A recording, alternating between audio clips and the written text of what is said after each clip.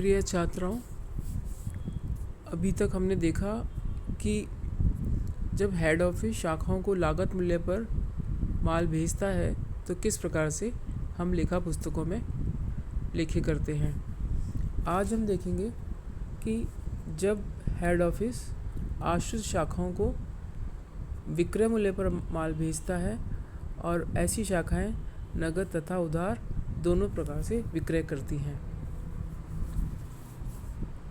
इसके अंदर ये बताया गया है कि प्राय प्रधान कार्यालय अपनी शाखाओं को माल लागत मूल्य पर न भेजकर विक्रय मूल्य या बीजक मूल्य पर भेजा जाता है। और बीजक मूल्य की गणना लागत पर एक निश्चित प्रतिशत से लाभ जोड़कर की जाती है।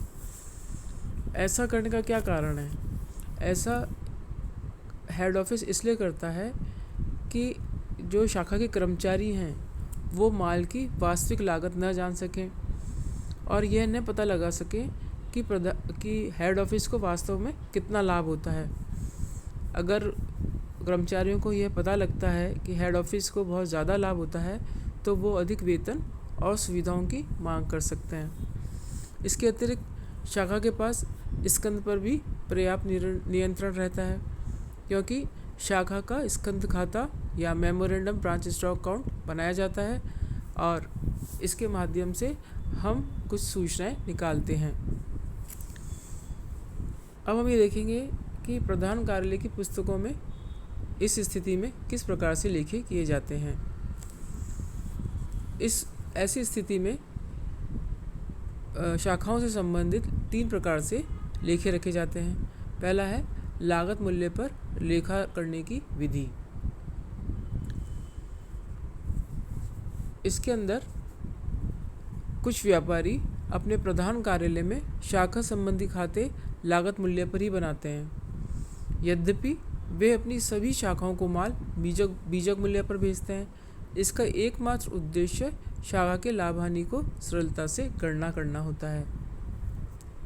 इस विधि के अनुसार शाखा खाते ठीक उसी प्रकार से बनाए जाते हैं जैसे कि उन शाखाओं की दशा में जिनको की माल लागत मूल्य पर भेजा जाता है और नगद तथा उधार बेचा जाता है। यहाँ पर शाखा खाते में प्रारंभिक स्टॉक, अंतिम स्टॉक, शाखाओं को भेजा गया माल, शाखा से वापस आया माल आदि सभी मूल्य लागत मूल्य पर दिखाए जाते हैं। दूसरी विधि है बीजक मूल्य पर लेखा विधि। इस विधि के अनुसार खाते बनाने के नियम ठीक वही हैं जो कि लागत मूल्य विधि के अंतर्गत अपनाए जाते हैं। मुख्य अंतर ये है कि यहाँ पर प्रारंभिक स्कंद, शाखाओं को भेजा गया माल, शाखा से वापस आया माल, अंतिम स्कंद आदि बीजक मूल्य पर दिखाए जाते हैं। अतः शाखा का लाभ हानि खाता ज्ञात करने के लिए या शाखा का लाभ हानि ज्ञात करने के लिए इन मदों में शामिल लाभ की राशि से समायोजन प्रविष्टि की जाती है। और ये समायोजन प्रविष्टि कौन कौन सी है ये हम देखेंगे। इसमें सबसे पहली है कि शाखा के प्रारंभिक स्कंद के लिए हम क्या करेंगे कि जो एक्सेस अमाउंट है ओपनिंग स्टॉक के अंदर प्रॉफिट के रूप में, उसके लिए हम एडजस्टमेंट अकाउंट के माध्यम से एंट्री करते हैं। एक ब्रांच स्टॉक एडजस्टमेंट अकाउंट को डेबिट करते हैं और 2 ब्रांच अकाउंट ये है जो कि एक्सेस अमाउंट है, उसके लिए ये एंट्री होगी कि branch adjustment stock adjustment account debit to branch account. दूसरी होगी कि शाखा को भेजे माल के लिए, अब शाखा को भेजे गया माल है उसमें ही प्रॉफिट शामिल है तो उसके लिए हम एंट्री करेंगे goods send to branch adjustment account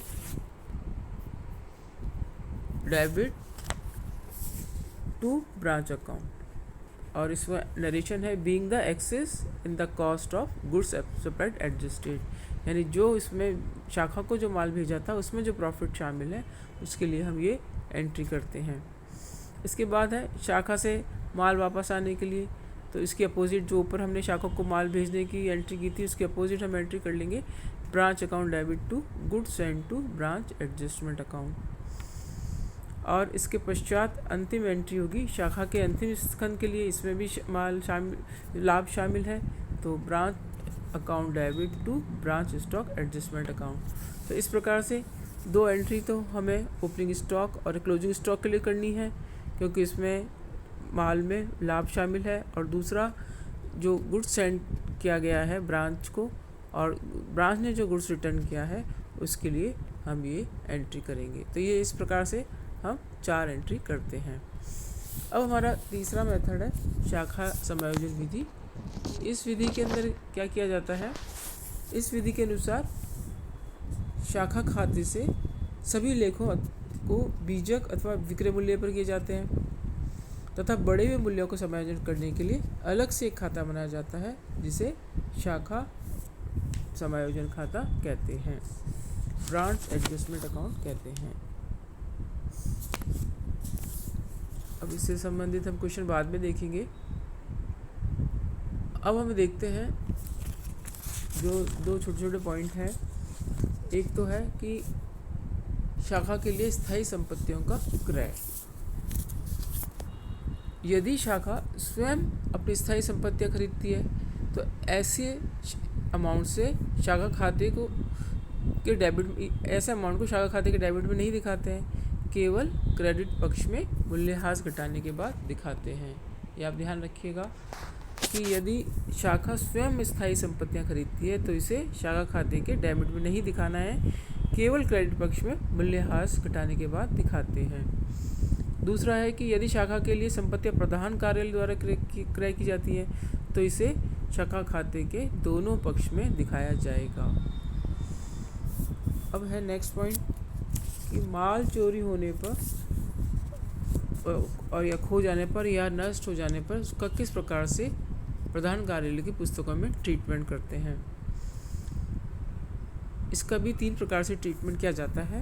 पहला है कि यदि पहले तो हम देखते हैं क्या होता है, यदि किसी शाखा को माल भेजा गया है और वो चोरी चला गया है या खो गया है, नष्ट हो गया है, तो ये एक तरह से हानि है, निश्चित रूप से हानि है। और इस हानि को प्रधान कार्यालय की पुस्तकों में दिखाने के 3 तरीके हैं। सबसे पहला है कि यदि शाखा खाता बनाया जाता है तो इस प्रकार की हानि का कोई लेखा नहीं होगा। इस प्रकार चोरी गए या खोए अथवा नष्ट हुए माल से अंतिम स्कंद या क्लोजिंग स्टॉक स्वयं ही कम हो जाता है। लेकिन यदि इंश्योरेंस कंपनी से कोई पैसा प्राप्त होता है तो उसे शाखा खाते के क्रेडिट पक्ष में दिखाया जाएगा। यानी अगर ब्रांच अकाउंट हम बना रहे हैं तो इस प्रकार की हानि का कोई लेखा नहीं करना है, क्योंकि जब हम क्लोजिंग स्टॉक दिखाएंगे तो उसमें अपने आप ये अमाउंट घटा हुआ होगा। लेकिन यदि इंश्योरेंस कंपनी से कोई राशि प्राप्त होती है तो उसे क्रेडिट पक्ष में दिखाना है। दूसरा, यदि शाखा खाता बनाना, पहला तो देखा था शाखा खाता नहीं बनाया गया है, और दूसरा है कि यदि शाखा खाता बनाना है और अंतिम स्कंद या क्लोजिंग स्टॉक नहीं दिया गया है तो उसे निकालने के लिए मेमोरेंडम ब्रांच स्टॉक अकाउंट बनाना होता है, और जिससे इस प्रकार की होने वाली हानि को जमा पक्ष में दिखाया जाएगा। तो इस प्रकार से ये एंट्री होगी। और थर्ड है, यदि शाखा लाभ हानि खाता बनाना है, शाखा branch profit and loss account, तो इस प्रकार की प्रत्येक हानि उसके डेबिट पक्ष में उसके लागत पर लिखी जाएगी, और यदि इस संबंध में बीमा कंपनी से कोई क्षतिपूर्ति प्राप्त होती है तो वह ऐसी हानि में से घटा दी जाएगी, और इस प्रकार की हानि व्यापार खाते के जमा पक्ष में भी दिखानी होती है। अब हम इससे संबंधित एक क्वेश्चन करेंगे। ये क्वेश्चन मैंने दिया है, बुक का इलस्ट्रेशन नंबर 5 है। ये इसको आप देखें, अपनी बुक है जिनके पास, हम देखते हैं इसको किस प्रकार से सॉल्व करेंगे। ये सॉल्यूशन दिया हुआ है, पहले क्वेश्चन देख लेते हैं। इस क्वेश्चन में ये दिया हुआ है कि प्रधान कार्यालय से माल लागत पर भेजा जाता है और शाखा नगद तथा उधार बेचती है। ये मैंने पहले जो आपको बताया था पिछली बार उसका क्वेश्चन है, क्योंकि उसका क्वेश्चन नहीं किया था हमने, एक ही किया होगा या तो देखिए इसको किस प्रकार से हम इसको सॉल्व करेंगे। ये स्टॉक दे रखा है, डेटर्स पेटी कैश दे रखा है, क्लोजिंग बैलेंस दे रखा है इसमें ऊपर, और इस क्लोजिंग बैलेंस में स्टॉक और पेटी कैश दे रखा है, गुड सप्लाई टू ब्रांच है, सेल्स दे रखी है, क्रेडिट और कैश रिसीव्ड फ्रॉम डेटर्स है, cash send for branch account expenses है, रिटर्न बाय ब्रांच है, रिटर्न बाय डेटर्स है, डिस्काउंट अलाउड टू डेटर्स है, ब्रेड डेट्स है, और prepare branch account in the books of head office account. देखो बिल्कुल simple question है, अब तक तो आपको समझ में आ गया होगा कि जो ओपनिंग ब्रांच ये अजमेर ब्रांच अकाउंट बनाया है, इसमें जो सबसे पहले हम ओपनिंग बैलेंसेस दिखाते हैं। इसमें स्टॉक का बैलेंस दे रखा है 3000, ये बुक में डेटर्स भी दिए हुए हैं 1500, पेटी कैश का बैलेंस दे रखा है 15। इसके बाद हम गुड सेंट हमें दिया हुआ है 10,500, वो दिखा दिया है। और ये जो एक्सपेंसेस पेड किए हैं, cash send for branch expenses, ये कैश, ये एक्सपेंसेस के लिए कैश भेजा गया है 600 रुपये, वो दिखाया है। इसके अलावा यहाँ पर ये प्राप्त हुए हैं, कैश प्राप्त हुआ है एक तो सेल से, कैश सेल से, और एक कैश रिसीव फ्रॉम लेटर्स, तो 6,000 और 3,000 9,000 यहाँ दिखा दिया है। 150 का रिटर्न बाय ब्रांच, गुड्स वापस किया है 150 रुपये का, ये दिखा दिया है। क्लोजिंग बैलेंस स्टॉक का दिया हुआ है, देखिए कितना बैलेंस दिया हुआ है।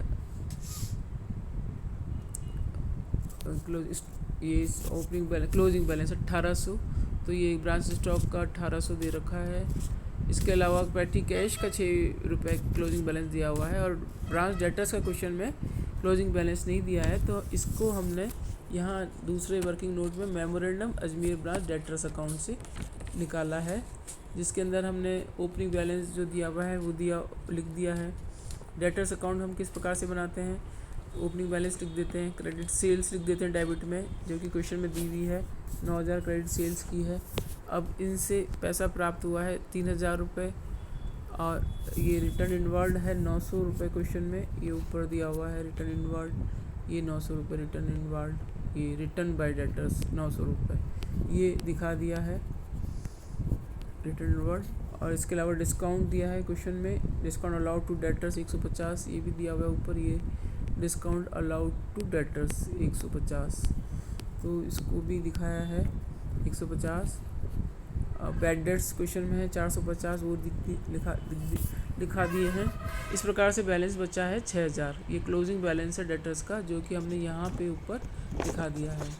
तो अब इसका हम बैलेंस निकालेंगे अजमेर ब्रांच अकाउंट का, तो ये आता है प्रॉफिट 1,341 का, जो कि ट्रांसफ़र कर दिया है general profit and loss account में।